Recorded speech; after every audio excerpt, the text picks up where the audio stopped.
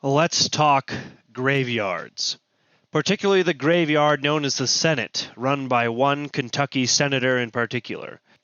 But we're not talking the Kentucky senator who looks like a frog, but the one who looks like a cherub who fell a little too hard from heaven.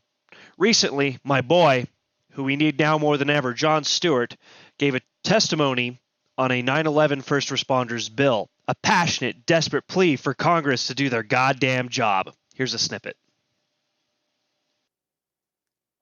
The breathing problem started almost immediately, and they were told they weren't sick, they were crazy.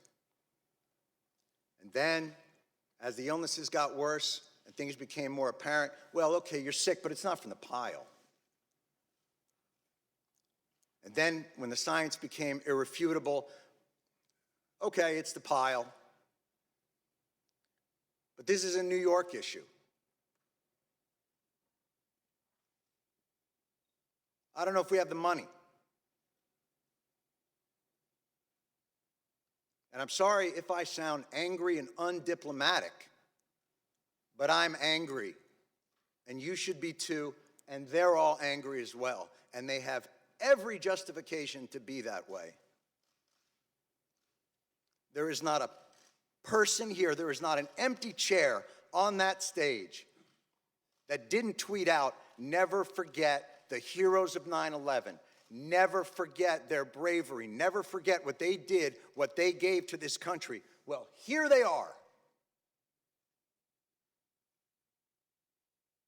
And where are they? And it would be one thing if their callous indifference and rank hypocrisy were benign, but it's not. Your indifference costs these men and women their most valuable commodity, time.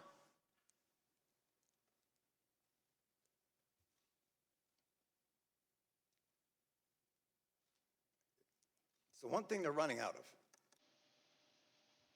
Powerful stuff, deservedly, for these people who were suffering the adverse effects of trudging into the rubble of the collapsed towers day one on 9/11. Today, Mitch McConnell's partner in crime, fellow senator for the worst chicken chain in America, Emperor McConnell's Anakin Skywalker, Rand Paul, blocked the extension of this bill. What could be the justification for this sort of behavior? Well, let's take it from Rand Paul himself. Senator from Kentucky. Reserving the right to object. It has long been my feeling that we need to address our massive debt in this country. We have a $22 trillion debt. We're adding debt at about $1 trillion a year. And therefore, any new spending that we are approaching, any new program that's going to have the longevity of 70, 80 years should be offset by cutting spending that's less valuable. We need to, at the very least, have this debate. I will be offering up an amendment if this bill should come to the floor, but until then, I will object. This is the same Rand Paul who voted for the $1.5 trillion with a big capital T dollar tax cut to the ultra-rich, now arguing against giving $10 billion to normal Americans who need it, normal American heroes, on the grounds that it would increase the deficit. This story is everywhere. Every news channel is reporting on the hypocrisy of Rand Paul. But I want to take a look at what could be Rand Paul's justification, at least for the 2017 corporate tax cuts. In 2018, Rand was asked by MSNBC's Chris Hayes, if your concern is the deficit, why did you vote for the tax cuts? And here's what our little cherub, Darth Vader, our little well-mentioned libertarian, had to say. Quote, "I care about the debt as much or more than anybody, and I really would say if there is hypocrisy, it's on the side of the Democrats, who are against the tax cut because it would increase the debt, but have never one day in their lives voted against any spending. They are on half of the ledger. They are against tax cuts, but they are not against any of the spending, and really, overall, what drives it if you don't cut the taxes at all? we're still in debt because of excess spending. To be fair to Rand Paul, he seems to be the opposite of the Democrats in this case, in that he votes against any sort of spending whatsoever. He voted against the disastrous defense hike increase. He voted against what he described as a monstrous budget bill. He just hates spending. Don't spend in the presence of Rand Paul. Don't do it. You might get Mitch McConnell to come harvest your soul. And this is what is really wrong with American politics, is that generic, staple, talking point arguments can be used against any sort of bill, regardless of the ramifications of voting against it.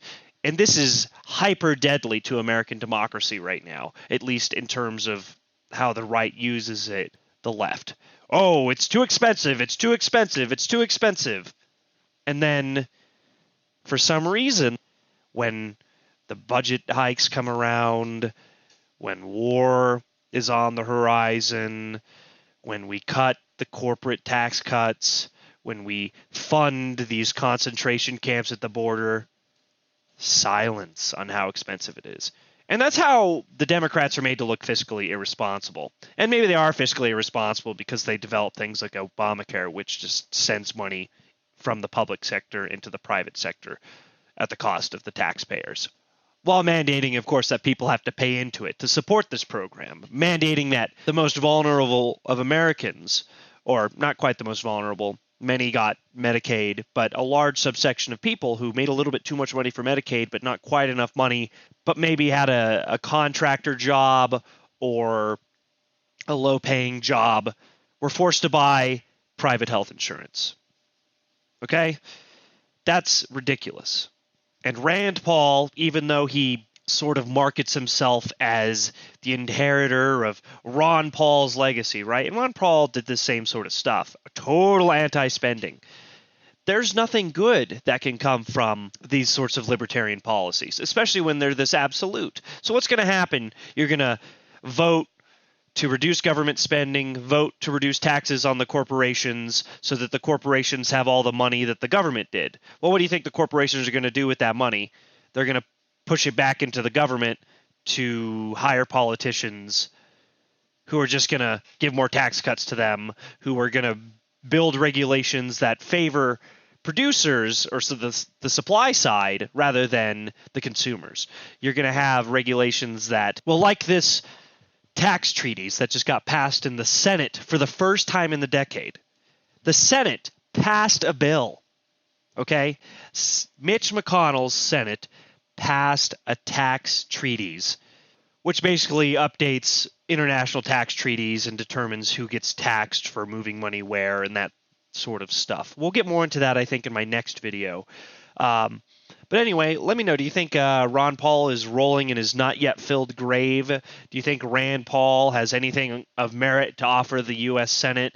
Do you think the Senate will ever matter again? Let me know. I'm interested in hearing what you're saying. I'm your ombudsman. Stay honest. And if you like my content, you can follow me on Patreon or Twitter.